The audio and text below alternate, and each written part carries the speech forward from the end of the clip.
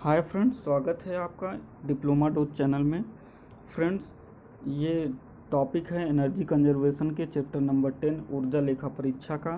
Friends, पिछली video में हमने डिस्कस किया था ऊर्जा लेखा परीक्षा क्या होता है, ऊर्जा लेखा परीक्षा की आवश्यकता क्यों है, ऊर्जा लेखा परीक्षा के टाइप्स क्या क्या हैं। फ्रेंड्स, इस वीडियो में जैसा कि आप देख रहे हैं, इस वीडियो में हम लोग जा रहे हैं डिस्कस करने ऊर्जा ऑडिट की विधि, मेथडोलॉजी ऑफ एनर्जी ऑडिट। तो फ्रेंड्स, शुरू करते हैं हम लोग। विस्तृत ऊर्जा लेखा परीक्षा 3 चरणों में की जाती है। एक्चुअली पीछे जो हम लोग पढ़े हैं टाइप्स ऑफ एनर्जी ऑडिट, उसमें थर्ड टाइप था विस्तृत ऊर्जा लेखा परीक्षा। तो उस विस्तृत लेखा परीक्षा में जो जो मेथड्स लगते हैं एक्चुअली वही है, विधि है, उसी को डिटेल में दिया गया है कि क्या क्या है, उसी को मेथडोलॉजी बोला जाएगा या विस्तृत ऊर्जा लेखा परीक्षा के चरण की बात की गई है। तो उसके चरण हैं प्री ऑडिट चरण, ऑडिट चरण, पोस्ट ऑडिट चरण। तो देखिए फ्रेंड्स, प्री ऑडिट चरण, प्री ऑडिट फेज 1, इसके अंतर्गत कार्य क्षेत्र का प्रारंभिक अध्ययन किया जाता है, जो भविष्य की योजना बनाने के लिए बहुत ही आवश्यक प्रारंभिक कार्य पर जाकर ऊर्जा लेखा परीक्षक निम्नलिखित कार्यवाही करते हैं। ऊर्जा लेखा परीक्षा का उद्देश्य बताने के लिए वरिष्ठ प्रबंधन से चर्चा करना, आर्थिक दिशा निर्देशों और वित्तीय सामर्थ्य विश्लेषण के बारे में चर्चा करना, संबंधित कर्मियों के साथ प्रमुख ऊर्जा खपत डेटा का विश्लेषण करें, उपलब्ध साइट चित्र प्राप्त करें, संयंत्र भवन लेआउट, भाप वितरण, संपीड़ित आयु वितरण, बिजली वितरण आदि।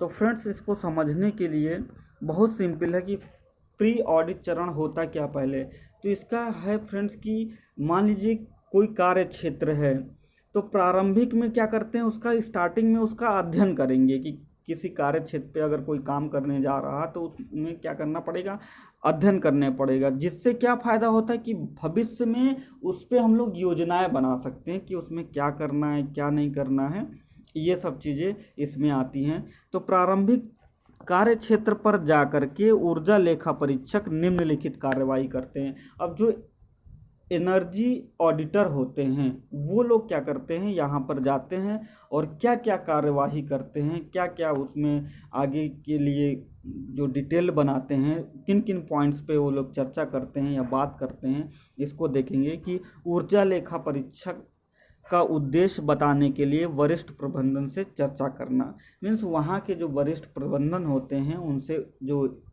एनर्जी ऑडिटर होते हैं वो चर्चा करते हैं और एनर्जी ऑडिट के बारे में बताते हैं कि कैसे आप एनर्जी को सेव कर सकते हैं और कैसे एक लेखा जोखा लगा करके हम इसकी लागत को कम कर सकते हैं, इसके वेस्टेज को कम कर सकते हैं, इन सब चीज़ों के बारे में चर्चा करते हैं। नेक्स्ट है कि आर्थिक दिशा निर्देश और वित्तीय सामर्थ्य विश्लेषण के बारे में चर्चा करते हैं कि आर्थिक जो इकोनॉमिकल हैं उसके बारे में बात करते हैं और उसमें कितनी उसका सामर्थ्य विश्लेषण करते हैं कि कितना फ़ायदा होगा, कितना नुकसान होगा। नेक्स्ट, संबंधित कर्मियों के साथ प्रमुख ऊर्जा खपत डेटा का विश्लेषण करते हैं। जो वहाँ के संबंधित कर्मी होते हैं उनसे चर्चा करते हैं कि जो ऊर्जा खपत हो रही है उसका जो डेटा होता है उसके बारे में विश्लेषण करते हैं। और नेक्स्ट है उपलब्ध साइट चित्र प्राप्त करें। वहाँ की जो उस साइट का जो चित्र होता है, एक जो डिटेल्ड जानकारी होती है या ड्राइंग होती है, उसको क्या करते हैं, उसके बारे में चर्चा करते हैं और देखते हैं कि संयंत्र भवन की क्या लेआउट है और भाप वितरण कहाँ कहाँ हो रहा, संपीड़ित आयु वितरण कहाँ हो रहा, बिजली वितरण कहाँ हो रहा है, और भी जितने भी वर्क होते हैं वो कहाँ कहाँ और किस किस प्रकार से हो रहा है। ये प्रथम चरण में करता है। कौन करता है बेटा? एडिटर करता है, जो वहाँ निरीक्षण करने जाता है, देखता है और देखता है फिर कैसे एनर्जी बचा सकते हैं। तो ये क्या था आपका प्रथम चरण। नेक्स्ट है फ्रेंड्स फेज सेकेंड, ऑडिट चरण बोलते हैं। इस चरण में एकत्र होने वाली सूचनाएं निम्नलिखित है।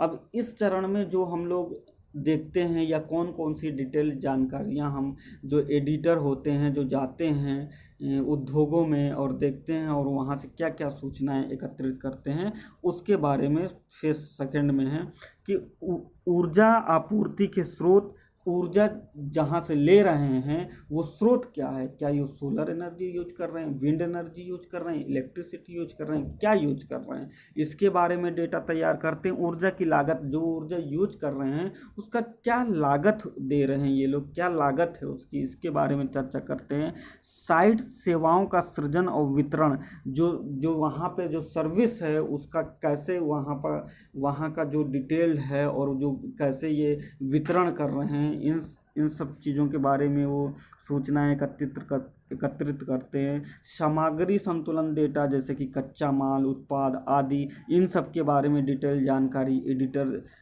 जो होते हैं वो अपने पास लेते हैं, सूचनाएं लेते हैं।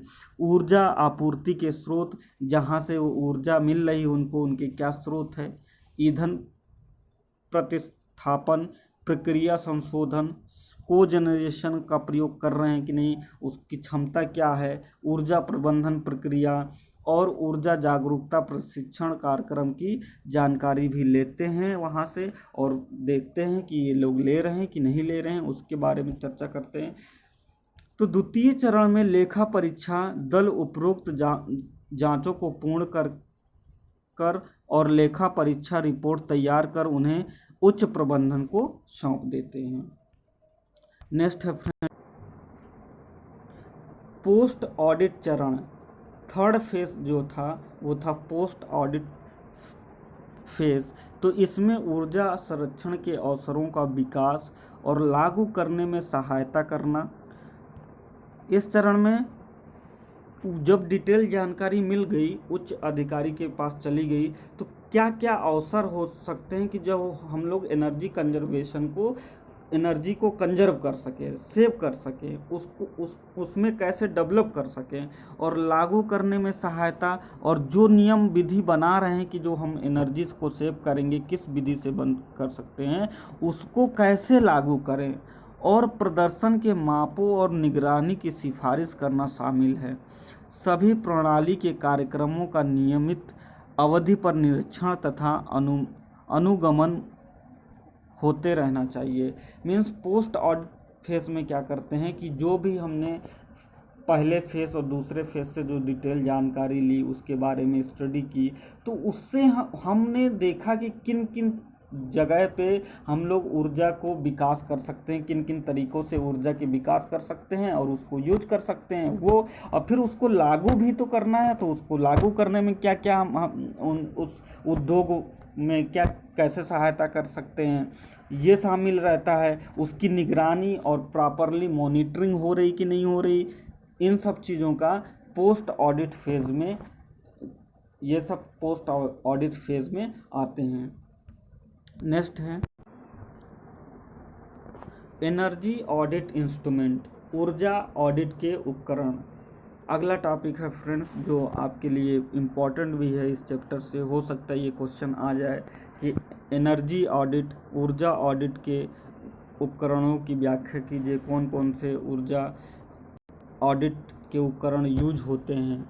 तो उसके लिए दहन विश्लेषण, कंबसन एनालाइजर लगा होता है, इक्विपमेंट होता है, उपकरण होता है, इंस्ट्रूमेंट होता है जो यूज होता है। तो ये विभिन्न गैसों जैसे O2, CO, NOx व SOx को मापती है।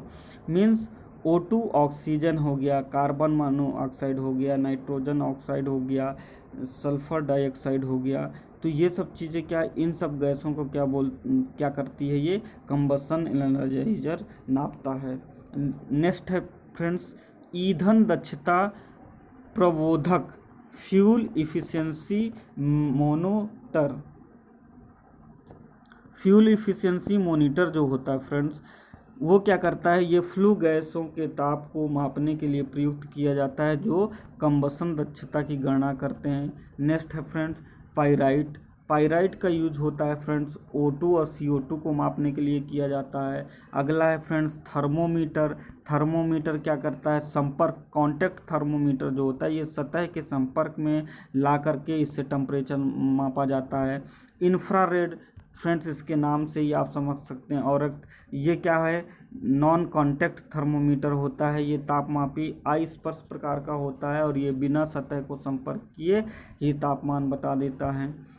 पिटोट ट्यूब क्या होता है? पिटोट ट्यूब का प्रयोग डक्टों में वायु वेग की गणना के लिए करते हैं। नेक्स्ट है फ्रेंड्स, अल्ट्रासोनिक फ्लो मीटर क्या होता है कि यह तरल पदार्थ को मापने वाला यंत्र है। एनोमोमीटर क्या होता है? वायु का वेग मापता है। लीक डिटेक्टर, इनसे गैस के लीकेज का पता लगाते हैं। लक्स मीटर द्वारा प्रदीपन स्तर, इल्यूमिनेशन लेवल का मापन किया जाता है। तो फ्रेंड्स ये रहा आपका methodology and energy audit instrument topic. Next जो वीडियो आएगा उसमें हम लोग कवर करेंगे एनर्जी ऑडिटिंग रिपोर्टिंग फॉर्मेट। तो फ्रेंड्स ये जो सिलेबस है आपका totally BT board of technical education पे डिपेंड है कि किस प्रकार के क्वेश्चंस आते हैं, क्या आपके टॉपिक्स हैं, उसको देखते हुए ये वीडियो बनाया गया है। तो ज़्यादा से ज़्यादा लाइक करें, शेयर करें और हर दोस्तों को पहुंचाएं जिनके पास उन्हें ये पहुंच सके। और डिटेल एक कैसा पेपर में लिखना है, इन सब चीज़ों की जानकारी उनके पास पहुंच सके। धन्यवाद।